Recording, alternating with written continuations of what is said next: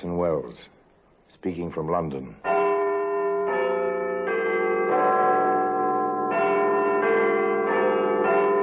The Black Museum, the repository of death. Yes, here in the grim stone structure on the Thames, which houses Scotland Yard, is a warehouse of homicide, where everyday objects, a skillet, a screwdriver, a photograph, all are touched by murder.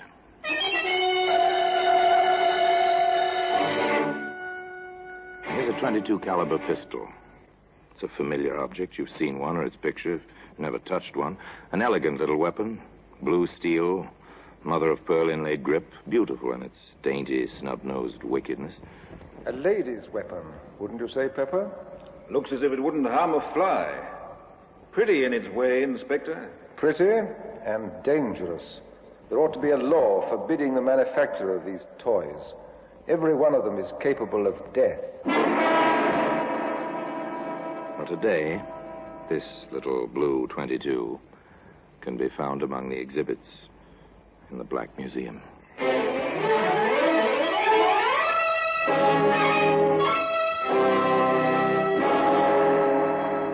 From the annals of the Criminal Investigation Department of the London Police, we bring you the dramatic stories of the crimes recorded by the Yard's Gallery of Death, the Black Museum.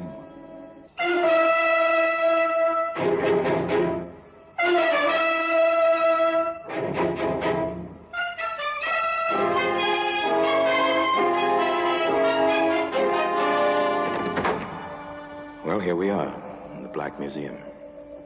Scotland Yard's Museum of Murder. It's an impressive place. The kind of echoing awe which comes from a vaulted ceiling and somber lighting. Weird, fantastic, with a harsh, real fantasy that comes with murder. Here lies death, and so neatly. Each object placarded with a small white card labeled with black lettering, name, place, date, disposition of the case. Here's an odd-looking ashtray, soapstone. It's carved rather nicely with the crouching figure of a woman. Something decorative for your living room, but observe closely now the red-brown stain on the rim. Lift up the tray, hold it by the figure of the woman. Oh, yes, it's comfortable in your hand, and suddenly, this is a weapon. Ah, here we are, the little blue .22. Well, it's silent now. It was silent, too, during Vivian Davis's cocktail party in London's smart, sophisticated West End. In Vivian's quite chic apartment. It was not destined to be silent, though. Not very long. It's a nice place, Vivian's apartment, if you go for ultra-modern glass and metal combinations. Nice people, too. Well, nice looking, anyway. Young men are quite impeccable. The young ladies are lovely, lush, well aware of the well-put-together attractiveness. Oh, yes, these are the chic young people. Larry, darling, have you been watching Vivian and Donald? What else, sweet? They are at dagger points, aren't they? Well, frankly, Larry, if Viv has one more martini, she'll kill Donald with a look. An alcoholic look, at any rate. But why all the fuss and bother? If Donald wants to play, she ought to let him. I know at least 3 males who are perfectly willing to give Viv a time, really. Mm-hmm. Including yourself, Larry, my sweet? No, darling, I'm the 4th. But then why bother? A trifle strange, isn't it? The ultra-sophisticated, the over-civilized, and yet, beneath the polish, the same old jealousy that you can find in savages. Oh, yes, simple jealousy. For instance, at this moment, Vivian herself is approaching the chrome and plastic bar where Donald is mixing a drink. Donald, haven't you had enough? You're quite tight, you know. Am I? Really? I asked you, Donald, haven't you had enough? I don't believe I have. Will you have one, dear? I've had enough, let me tell you. This is my party. You might be polite enough to pay some attention to me and a little less to that strawberry blonde. Oh, she's quite attractive in a leggy sort of way. Oh, yes, quite elemental beneath the polished surface. An interesting situation. It continues, of course, as long as the party lasts.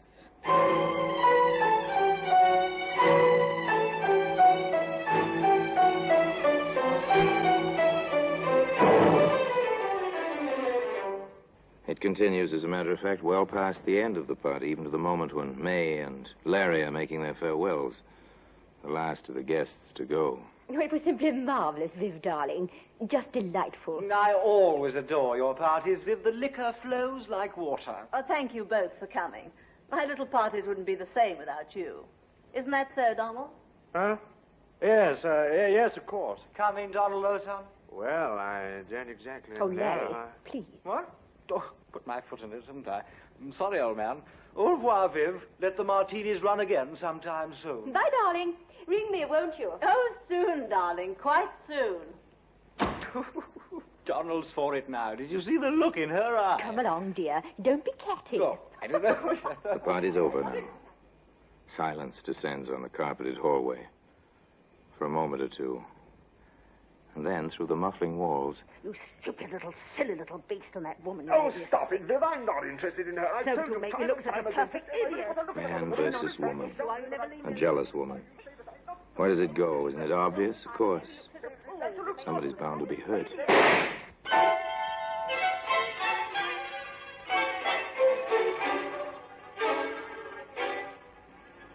Inspector Summers and Detective Pepper arrived quickly from the yard. This seems to be the weapon, Inspector. A .22. Blue steel, mother-of-pearl grip. A lady's weapon, wouldn't you say, Pepper? Looks as if it wouldn't harm a fly. Pretty in its way, Inspector. Pretty and dangerous. There ought to be a law forbidding the manufacture of these toys. Every one of them is capable of death. Funny, What is? the body out here on the landing. Yes. Well, we'll find the reason for that shortly. Not much blood. 22s don't make much of a hole. Stay here, Pepper. I want the pathologist to see the body before it goes to the morgue. You know the procedure. I'll be inside with the prime and only suspect. Yes, sir. I understand.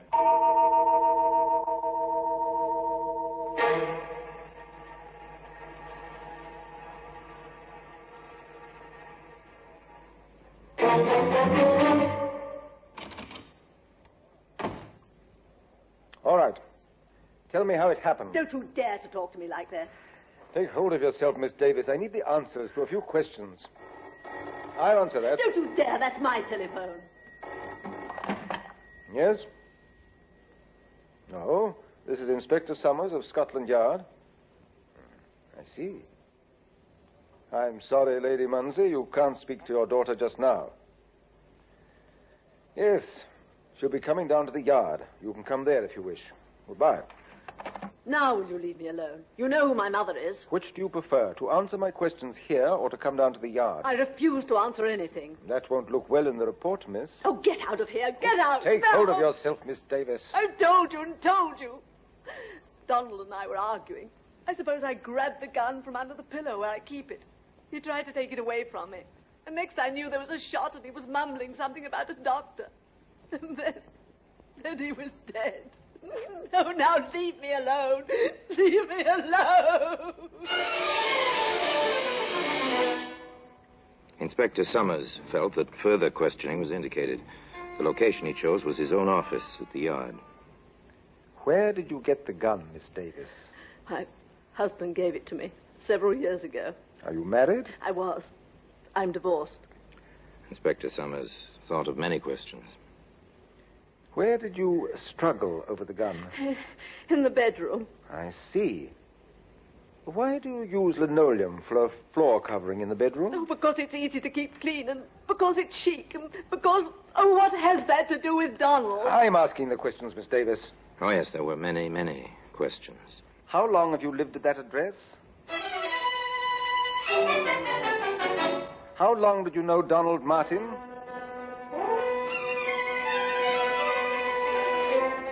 Have you ever bought any ammunition for that gun?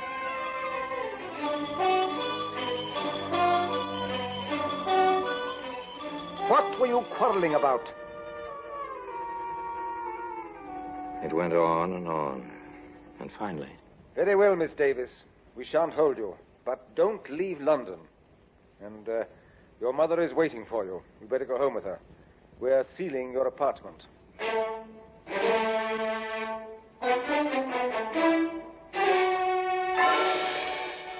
And in inconvenient matter. Violent death from a gunshot wound. Apartments are sealed. People investigate. One's whole life is turned inside out. And then there are the experts. The scientific facts contradict some of Miss Davis's statements, Inspector. They do? For instance? There's no evidence of any scorching of the clothing round the bullet hole. From that fact and the spread of the smoke stain, I deduce that the gun was held from 3 to 6 inches from Martin's chest. As the blood ran down the chest, he must have been standing at the time. It would be practically impossible for him to hold the weapon himself in that position. Could he have clutched the barrel, say, in an attempt to take it away from Miss Davis? In that case, his fingers would be singed, or at least blackened. They're not. I do not believe that the man was touching the weapon at all when it was fired. An embarrassing conclusion, to say the least. And there were other things. I've checked Martin's shoes at the morgue, Inspector. Well? If they struggled in that bedroom, on that polished linoleum floor, his shoes would have had to scratch the floor. They're leather-soled, and they have metal taps on the tips. Very good. Another discrepancy. Now, Pepper, I think we'd better have a bit of a talk with the neighbors. Are you certain of that, Mrs. Merritt? I am positive. It's not the first time they yelled at each other, those two, and the walls are thin. Do you have it down, Pepper? Yes, sir. They had a quarrel about 2 weeks ago. He left. She leaned out of the window, only half-dressed, and shouted at him, "Laugh, baby, laugh for the last time." And then she fired a gun at him. Thank you. Now then, Mrs. Merritt, before the shot last night, did you catch any of the words they said? His? Oh, no, sir. But, well, her bedroom is next to mine, and I heard her say, as clear as day, and at the top of her lungs, "I will kill you." Thank you, Mrs. Merritt.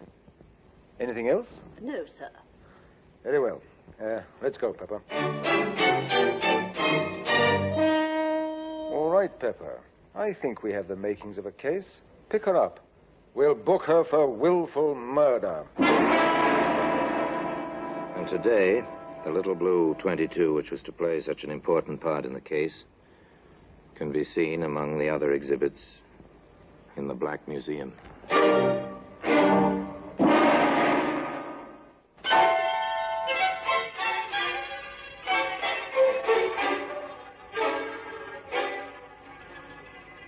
As the inspector said, they felt they had a case. The evidence was piling up. Vivian Davis was arrested. Her defense counsel was a distinguished member of the bar, and the prosecutor assigned was no less brilliant. But some of the conversation about the case was, well, a lot less brilliant. Why, if Larry and I had stayed, we might have seen the whole thing. And, darling, those letters. Imagine leaving letters like that lying in your bureau drawer, where anyone might find them. And do you suppose the prosecution will use them for evidence? This is one trial I simply shall not miss. Let me say here and now, if May owns a gun, I'm walking out, and at once. But Viv always was unstable, you know. That's the kind who'll pull a gun on you when you least expect it. Not for me, old man. Not for me. I always said she was no better than you'd think. Wild parties at all hours, firing guns around, drinking. Oh, I dare say the woman wasn't happy. But then who is? Now I ask you, who is? Poor Viv. I understand the food in prison is all starches. Seen the headlines? This is a juicy one, what? I'm to be a witness? You don't say. Really now, you don't say. They tried the case in public gossip long before it came to proper trial. And when the proper trial began, the courtroom was crowded naturally with bright young women and polished young men, the familiars of the defendant. This, however, failed to ruffle the solemnity of a British court. I shall permit no demonstrations. At the least lapse from proper decorum, I shall have the courtroom cleared. And that settled that. The trial proceeded. Vivian Davis, in simple black, sat in the dock between the two wardresses assigned to guard her. On the witness stand, the pathologist repeated his evidence and his conclusions for the prosecution. There was no cross-examination. With Inspector Summers, it was another matter. Inspector, You heard the prison doctor testify that when Miss Davis was admitted to the prison after her arrest, he found bruises on her arms and on one thigh. Yes, sir. And that such bruises might have been sustained in a struggle. Yes, sir. Very well.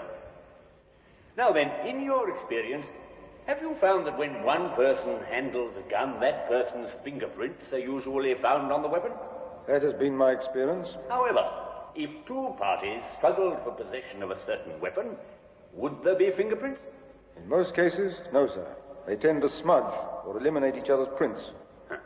This weapon, which you've identified and which has been entered in evidence as Exhibit A, did you find this weapon at the scene of the alleged crime? I did. Did you examine it carefully? I did. Did you have it tested for fingerprints? I did. Did you find any? Yes, sir. How many sets? Only one set of prints were on that gun. Whose were they, Inspector? Now tell the jury, please, whose fingerprints were on that gun? Only my own. One more point, Inspector. You stated that you found a bullet in the wall of the bedroom, correct? Yes, sir. Have you any reason to believe this bullet was fired on the night of the alleged crime? It could have been fired at any time, I suppose. Thank you, Inspector. That's all. Mrs. Merritt, the eager next-door neighbor, had her proverbial day in court. Yes, sir. Just as I told the inspector, she screamed at him, hanging out of the window only half-dressed, and then she fired a shot at him. Counsel for the defense spent little time in the cross-examination of Mrs. Merritt. Madam, did you actually see Miss Davis fire a pistol or gun of some sort at the deceased? I heard the shot after she yelled at him. You said she was only half-dressed at the time. Is that correct? Yes, sir. Then you must have seen her. Well, I took one look, and after that I only listened. Why? Why, Mrs. Merritt? When a woman is in her condition, no other woman cares to watch her. I see. This is your opinion. It certainly is. Your Lordship, I respectfully request that the answers to the last two questions be stricken from the record as constituting an opinion and not evidence. Further, on the grounds that opinions are not warranted, as the witness is not qualified as an expert. Well... The clerk will strike the last two answers from the record, and the jury is instructed to ignore the testimony. Proceed. No further questions. Thank you, Mrs. Merritt. Back and forth, the battle raged, a battle for a woman's life. The case for the Crown was ably presented. The defense, by cross-examination, by objections in the record, sought to upset testimony to establish points which could be played upon later, the climax of the trial, when Vivian Davis herself took the stand in her own defense. Now, Miss Davis, you understand the seriousness of this situation. Of course. I refer to the testimony that you once fired a gun at Donald Martin from your bedroom window. Is this true? No, it's not true. What did happen that evening? He'd come to see me. He'd asked me for money to pay a gambling debt, and I refused. We quarreled, and he left. I was furious, and I called to him from my window. Then I went back into the room and fired one shot to make him think I'd killed myself. What happened then? Oh, Donald... Mr. Martin came rushing back, and we were friends again. Miss Davis, have you ever pointed a weapon at Mr. Martin? No, never. Have you wanted to? No, never. Did you shoot him the night he died? No! Have you any recollection of his having spoken to you between the time he was shot and the moment he died? I'll never forget it as long as I live. What did he say? He said, I wish the doctor would hurry. I want to tell him that this was an accident. It's not your fault. He said it over and over. And then he was dead. Thank you, Miss Davis. Your witness. Pull yourself together, Miss Davis. Yes, sir. Very well. I submit, Miss Davis, that the truth of your first public quarrel is, as it was stated by a previous witness, that you did fire out of your window at Mr. Martin. Oh, no, never. I fired in the room. I wanted to frighten him. Miss Davis, is this your pistol? Yes. Is this the weapon which killed Mr. Martin? Yes. And on the night this gun, your gun, killed Mr. Martin, you had a quarrel, a second quarrel. Yes. You were, to put it simply, jealous of his behavior with other women. Oh, I was so jealous I threatened to kill myself. You threatened to kill yourself? Yes.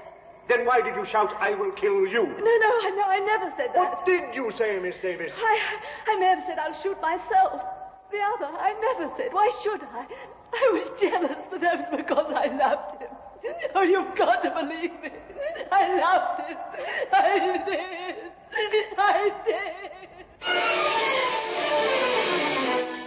There was more, much more, over and over. But they never managed to shake her on the essential points. I never pointed a gun at Donald in my life.